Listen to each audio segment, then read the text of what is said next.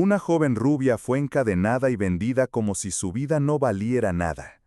El tratante cojo que la controlaba cambiaba de nombre y desaparecía entre pueblos, protegido por el miedo y el silencio. Pero Jacob Hill no era un hombre que mirara hacia otro lado, y cuando le escuchó susurrar «Solo tú puedes salvarme», todo cambió.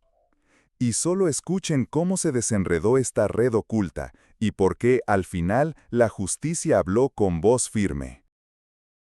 Nadie en su sano juicio montaba a caballo hacia el desierto de Arkansas a plena tarde. El aire era tan seco que agrietaba los labios, y el sol caía sobre la piel como plomo fundido. Pero Jacob Hill no era un hombre ordinario. Ya no. Desde que su esposa, Margaret, murió al volcarse la carreta en un maldito cruce de río, la vida para él se redujo a rutinas silenciosas: dar de comer al ganado, revisar cercas, preparar café en la misma tetera vieja y dormir con una silla vacía frente a él. Durante 2 años no hubo conversación, ni risas, ni más propósito que mantener el rancho en pie, como si hacerlo bastara para no derrumbarse él mismo. No era supersticioso, pero a veces sentía algo, como un peso en el pecho que no se quitaba ni con trabajo ni con whisky, y cuando eso pasaba, montaba sin rumbo, como si alguien lo llamara desde lejos. Esa tarde fue así. Sin saber por qué, ensilló su caballo y cabalgó hacia el este, dejando atrás las colinas y entrando en terreno seco, donde el aire olía a madera podrida y a río sucio. A mitad del camino, se topó con un mercado improvisado a orillas del Roaring Fork. Apenas una docena de carpas, animales atados, un par de comerciantes gritones y la tensión invisible que suele envolver los lugares donde las leyes se doblan como ramas secas. No tenía intención de detenerse, pero entonces lo oyó. No fue un grito, ni una palabra lanzada al viento. Fue un susurro, un lamento débil, casi apagado, que apenas se deslizaba entre las voces de los vendedores y el resoplido de las mulas. «Por favor, solo tú puedes salvarme de la muerte». Jacob frenó su caballo de golpe. Giró la cabeza lentamente, buscando el origen de aquella frase que no parecía dirigida a nadie, pero que le atravesó el alma como una aguja helada. A unos metros, junto a una carreta tapada con lona vieja, había una jaula de transporte, de esas que normalmente se usan para animales rebeldes. Dentro, sentada contra las rejas, estaba una muchacha. Era rubia, sucia, delgada hasta el extremo, con los pies descalzos y la ropa raída, pegada al cuerpo por el polvo y el sudor. Un grillete de hierro le apretaba el tobillo derecho, y sus muñecas mostraban marcas que hablaban de tiempo y violencia. Pero lo que más perturbó a Jacob no fueron sus heridas, fueron sus ojos, azules, grandes y completamente vacíos, como si ya estuviera muerta por dentro, pero su cuerpo no lo supiera aún. Jacob bajó del caballo sin apartar la vista de ella. Cada paso que daba se le clavaba en el pecho. «¿Interesado en la mercancía, señor?», dijo una voz a su derecha. Un hombre de mediana edad, con sombrero ancho, dientes amarillos y una sonrisa que no llegaba a los ojos, se le acercó. Su ropa era cara, pero su tono era barato. «Es sueca. Me costó unas vacas en Kansas. Buen dote, buena piel, obediente. Está entrenada, si me entiende. Pero si me ofrece algo decente». Jacob no respondió. Lo miró en silencio.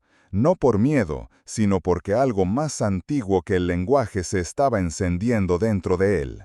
Durante años había oído rumores de chicas desaparecidas en ferias, de intercambios en caminos apartados. Siempre se decía que era lejos, que era cosa de otros, que no había pruebas. Pero ahora la tenía delante. No sabía cómo se llamaba, no sabía de dónde venía, no necesitaba saberlo. Lo único que sabía era que si no hacía algo, esa muchacha moriría. No quizá hoy, no quizá mañana, pero su alma ya estaba rota, y su cuerpo no aguantaría mucho más. Respiró hondo. Cuando habló, su voz era grave, cortante, firme como un clavo en piedra. «Suéltala, ahora». El comerciante soltó una carcajada, exagerada, burlona, llena de sorna. «Ja, ¿y quién es usted para dar órdenes aquí?». Jacob no respondió, porque su mirada ya había dicho todo, y porque en su interior algo se había roto para siempre. El disparo no fue un acto impulsivo. Jacob no tembló, no gritó, no se justificó. Solo apuntó y apretó el gatillo, como si estuviera derribando una cerca podrida que amenazaba con caer sobre su tierra.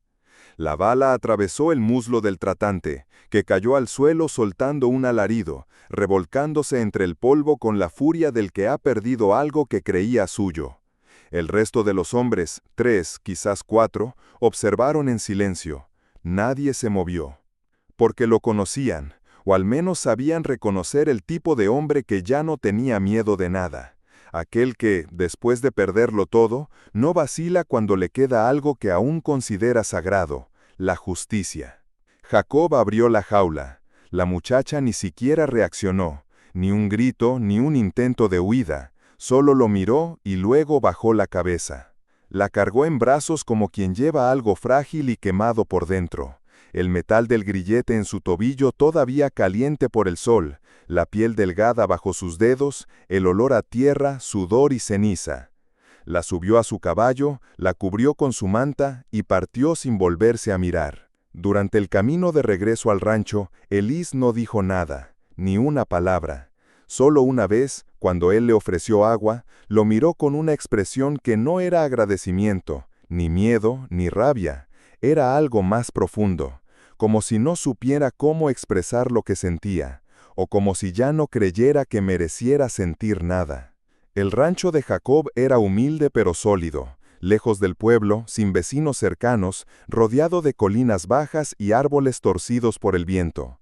Un lugar olvidado, donde nadie hacía preguntas, y por eso mismo, un lugar seguro. Él la instaló en la habitación que había sido de su esposa, puso sábanas limpias, le dejó ropa holgada que podía ajustarse con cuerdas, le calentó sopa. No intentó hablarle, no le pidió explicaciones, solo dejó la puerta abierta siempre y la lámpara encendida cada noche. Los primeros 3 días Elís no habló. Se despertaba temprano, comía poco, se sentaba en el porche durante horas mirando las nubes como si esperara una señal. Evitaba el contacto visual, no tocaba nada innecesario. Su sombra parecía más presente que ella misma. Jacob, por su parte, mantenía el ritmo. Reparaba cercas rotas, alimentaba a los caballos, picaba leña. Pero cada vez que pasaba cerca de ella, su mirada se detenía. No la presionaba, solo esperaba, porque entendía que había heridas que no se cerraban a la fuerza. Y entonces, al 4.º día, mientras él limpiaba una silla vieja en el granero, oyó su voz. Apenas un hilo de sonido, pero claro. «Me llamo Elís», dijo. Jacob se dio vuelta lentamente, no se acercó, no interrumpió. Tenía una familia, una mamá, 2 hermanitos. Vivíamos en una casa azul, cerca de las vías. Una tarde, alguien golpeó la puerta. Dijeron que buscaban a mi padre, que lo necesitaban para arreglar algo en el tren, pero él no estaba. Tragó saliva. La voz se le quebró un poco.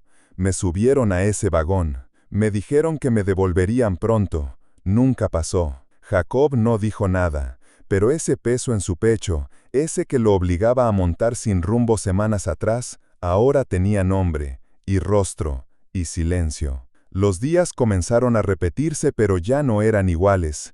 Elís seguía callada, pero a ratos hablaba, no sobre lo que pasó después, sino sobre su madre, sobre flores, sobre cosas pequeñas que uno solo menciona cuando intenta recordar que alguna vez vivió en paz. Jacob la escuchaba, siempre sin interrumpir, a veces asintiendo, a veces cocinando mientras ella hablaba desde la mesa, como si las palabras pudieran mezclarse con el aroma del pan y dejar de doler. Con el tiempo, ella comenzó a ayudar, primero a recoger huevos, luego a regar las hortalizas. Lavaba ropa en el arroyo y silbaba bajito, aunque nunca una melodía completa. Parecía que aún no se permitía sentir alivio, pero ya no vivía únicamente del miedo. Jacob empezó a salir de vez en cuando al pueblo, para comprar provisiones o buscar información con cautela. No hablaba de Elís, no confiaba en nadie, pero sentía que algo se estaba moviendo, como una corriente subterránea que aún no sabía a dónde lo llevaría. Una noche, al volver de una de esas salidas, lo primero que notó fue la quietud. No había luz en la lámpara del porche. La puerta principal estaba entreabierta, y adentro todo en orden, demasiado en orden. Elise no estaba. En la mesa, junto a una taza fría de té, había una hoja de papel, doblada con cuidado. El trazo era tembloroso, como si hubiera escrito deprisa o con miedo. Jacob la desdobló y leyó: «Si me buscan, me matan. No me salve más. Esta vez no podrá». El rancho se volvió rápidamente más grande, más frío, y el silencio que lo había acompañado por años, ahora pesaba distinto, porque esta vez no era resignación, era rabia contenida, y la promesa muda de que no la dejaría desaparecer, no otra vez. Jacob no durmió esa noche, ni la siguiente. El colchón del rancho estaba intacto por días, cubierto de polvo fino que solo se posa cuando el cuerpo humano está ausente. No era insomnio, era algo más profundo, algo que nacía en el pecho y no lo dejaba respirar si no estaba cabalgando. Al amanecer regresó a Roaring Fork, pero el mercado ya no estaba. Donde antes hubo carpas, animales y ruido, ahora solo quedaban marcas de ruedas y ceniza dispersa en el viento. Un perro husmeaba cerca del río. Las gallinas vagaban sueltas. El lugar parecía fantasmal, como si nunca hubiera existido el mercado, como si la tierra misma se negara a recordar lo que allí había ocurrido. Jacob recorrió el sitio en silencio, buscando algo, una huella, una tela rasgada, un rostro conocido. Nadie. Incluso el posadero del pueblo, que siempre cobraba doble a los forasteros, le dijo que jamás había oído hablar de un hombre vendiendo personas. ¿Estás seguro que no se confundió de pueblo? Jacob no respondió, sabía muy bien lo que había visto. Cuando ya se disponía a marcharse, una voz pequeña lo detuvo. «Señor». Era una niña, no debía tener más de 8 años. Estaba sentada en una caja de madera, vendiendo manzanas con las manos sucias de tierra. «Vi cuando usted la miró», dijo, sin levantar la vista, «la chica rubia de la jaula». Jacob se agachó. «¿Dónde está?». La niña dudó, miró alrededor como si temiera que alguien la oyera. «El hombre que la tenía vive en las montañas. Cambia de nombre cada semana. Nadie lo atrapa porque todos fingen no verlo». Y con eso volvió a sus manzanas como si nada. Durante los días siguientes, Jacob se convirtió en un viajero silencioso, cruzando caminos de tierra y aldeas con nombre olvidado. No preguntaba de frente, escuchaba. En los lavaderos públicos, en los establos, en las cantinas, en los campamentos de leñadores. A veces bastaba con quedarse callado mientras otros hablaban. Y lo que oyó no fue una historia, fue un patrón. Una joven que nunca regresó del pozo, una hermana que se fue con un viajero, una prima perdida en el tren. Siempre había una excusa, siempre una manera de cerrar la conversación con resignación. Pero lo que Jacob escuchaba entre líneas era otra cosa, miedo. El nombre del tratante cambiaba. A veces era Don Ezra, otras señor Carver, otras simplemente el patrón. Pero el modo era siempre el mismo. Aparecía, ofrecía ayuda, luego desaparecía con alguien que nadie volvía a ver. En una parada cerca de un antiguo aserradero, un niño descalzo lo detuvo en mitad del camino. Le entregó un pequeño envoltorio de papel marrón amarrado con un hilo. Jacob lo abrió. Un mechón de cabello rubio, cuidadosamente envuelto. «Mi hermana lo encontró cerca de una cabaña en la Sierra del Oso», dijo el niño, mirando al suelo. Dijo que oyó un llanto, pero no quiso acercarse. Jacob volvió a montar, no dijo adiós. Esa misma tarde ascendió por los senderos de piedra y tierra suelta que llevaban a lo más profundo de la sierra. El aire se volvía más frío, más denso, como si el bosque supiera lo que estaba oculto entre sus raíces. Pasaron horas. El sol comenzaba a ponerse cuando la vio. Una construcción tosca, hecha con troncos irregulares al fondo de un claro. La cabaña tenía una cerca baja y una fogata encendida. Parecía un sitio de descanso, de cazadores, pero algo no encajaba. Demasiadas huellas en el barro, un rastro de cadena y una cuerda colgando de un poste, aún húmeda. Jacob bajó del caballo, avanzando a pie, sin ruido. El corazón le latía con fuerza, pero su rostro seguía firme. Rodeó la cabaña con calma, evitando ramas secas. Y entonces la vio, Elise. Estaba sentada sobre la tierra, encadenada a una estaca, más delgada que antes, más pálida, el cabello enmarañado, un ojo inflamado y oscuro. Pero lo peor no era eso. Lo peor era que ya no lo vio, no alzó la cabeza, no reaccionó. Estaba vencida. Frente a ella, dos hombres jugaban cartas sobre una caja volteada.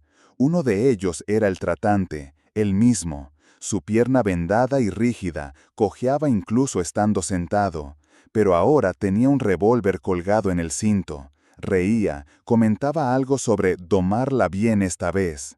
Jacob no esperó. Sabía que no habría otra oportunidad, y sabía que las palabras en este lugar no servían. Desenfundó y disparó. No tembló, no gritó, solo terminó lo que había empezado. El primer disparo fue certero, silencioso, seco, limpio. Uno de los hombres cayó hacia atrás sin siquiera ver de dónde venía la bala. El segundo, el tratante cojo, apenas alcanzó a gritar algo antes de que Jacob lo alcanzara también.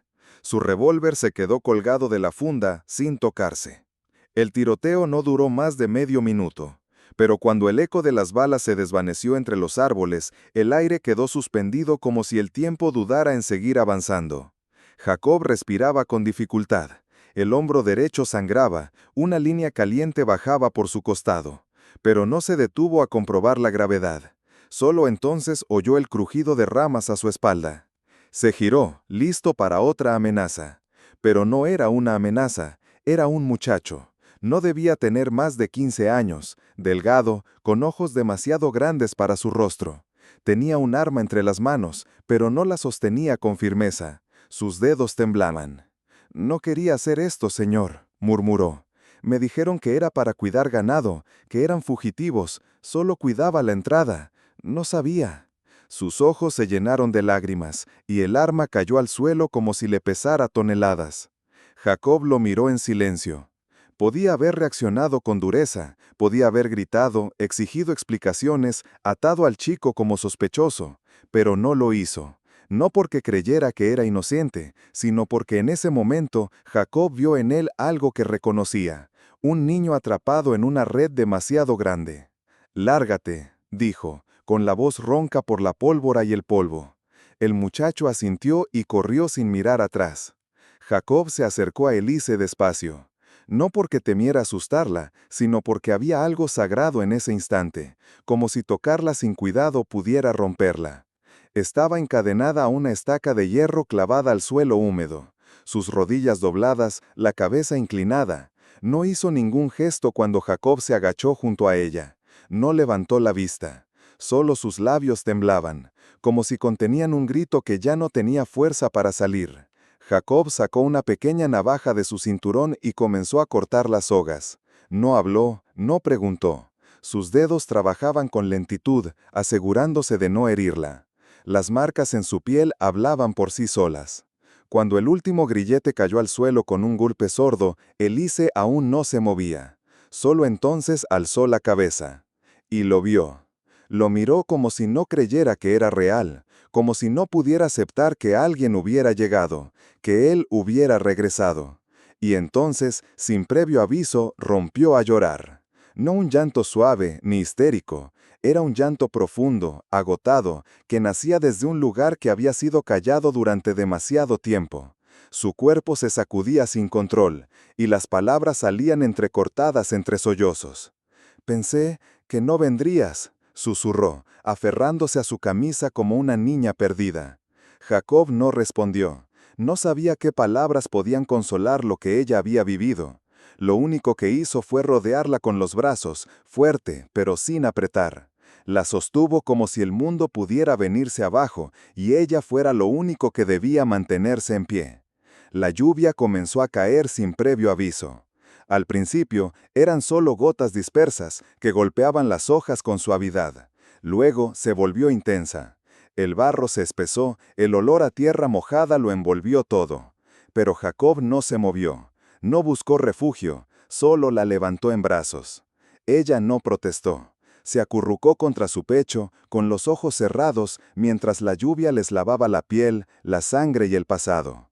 Cada paso que Jacob daba, hundiendo las botas en la tierra blanda, era un acto de fe, como si, llevándola de nuevo al mundo, pudiera arrancarla del infierno.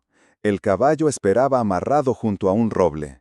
Jacob la subió con cuidado, montó detrás de ella y la abrazó por la cintura para que no se cayera.